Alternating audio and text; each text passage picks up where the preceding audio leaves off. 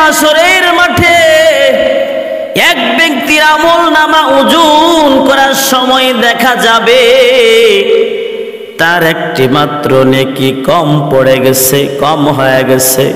আল্লাহ পাক রব্বুল আলামিন ফেরেশতাদেরকে বলবে কি জাহান্নামে নিয়ে যাও। তখন সেই বান্দা বলবে দয়াময় মাওলা বাজাকা সাহার চবিনে দর খরুশাস বলে দানা দরি মানা কে গুল সাজনা বুলবুল বর গোলা যে তসবিহ খালিস के हर कार के तस्बीह हस जबानिश जिक्र हक़ा मद के जाए रूह रब मरहमामत इल्ले मजरूह रब ला इलाहा इल्लल्लाह ला इलाहा इल्लल्लाह ला इलाहा इल्लल्लाह बोलो ला इलाहा ইল্লাল্লাহ। এই পৃথিবী যেমনই আছে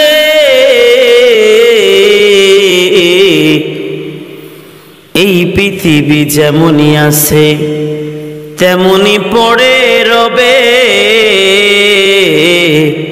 সুন্দর পৃথিবী সেরে চলে যেতে হবে রে মন, চলে যেতে হবে। হোক না যত মহাবড় রাজা জমিদার, এই পৃথিবী অস্তিত্ব রহিবে না আর। শেষে আমি যে এই পৃথিবীর লোক, শেষে আমি যে এই পৃথিবীর লোক, সবাই যাবে বলে সুন্দর পৃথিবী ছেড়ে চলে যেতে হবে রে মন, চলে যেতে হবে। দাদি গেল দাদা গেল নানি গেল নানা, তেমনি একদিন চলে যাব সবারই তো জানা রে, সবারই তো জানা। কোথা থেকে আসলে রে তুই, কোথায় যাবি চলে, এ দুনিয়ার মায়ায় পড়ে আল্লাহকে গেলি রে তুই ভুলে, আল্লাহ রে গেলি রে তুই ভুলে। তখন সেই বান্দা বলবে মালিক যদি অনুগ্রহ করে আমাকে অনুমতি দাও, তাহলে আমার কোন আত্মীয় স্বজনদের খুঁজে তাদের কাছ থেকে একটি নেকি নিয়ে আসব। লোকটির কথা শুনে আল্লাহ পাক রব্বুল আলামিন বলবেন আজকের দিনেও তুমি তোমার আত্মীয় স্বজনদের কাছ থেকে নেকি পাওয়ার আশা করছো। আজকে তো সেই দিন যেই দিন সম্পর্কে সূরা আরাফের 34-35 নং আয়াত আল্লাহ জানায় দিয়েছেন, ইয়াউমা ইয়াফিরুল মারউ মিন আখি, সেদিন ভাই ভাইয়ের থেকে পলায়ন করবে, ওয়া উম্মিহি ওয়া আবি, পিতা মাতার থেকে পলায়ন করবে, ওয়া সাহিবাতিহি ওয়া বানি, স্ত্রী থেকে পলায়ন করবে, সন্তানদের থেকে পলায়ন করবে। কারণ সেদিন প্রত্যেকেরই নিজের এক বিশেষ চিন্তা থাকবে।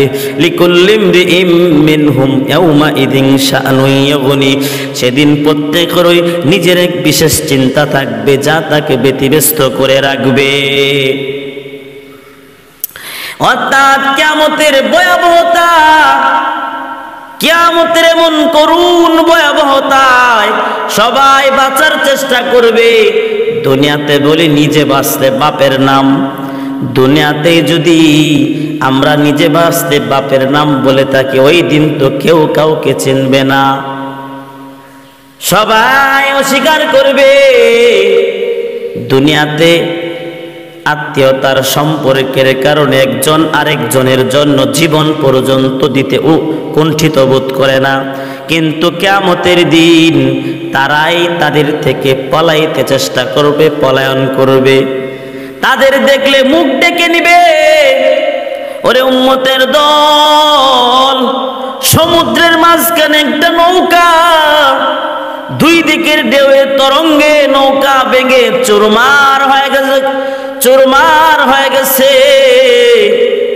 নৌকার কাঠগুলো, বাস্তক্তাগুলো পানির উপর ভাসতে লাগলো। ঘটনাক্রমে সেই নৌকার মধ্যে একটা বিড়াল ও একটা ইঁদুর ছিল। তারা উভয় আত্মরক্ষার জন্য কাছের একটি কাঠে গিয়া উঠল।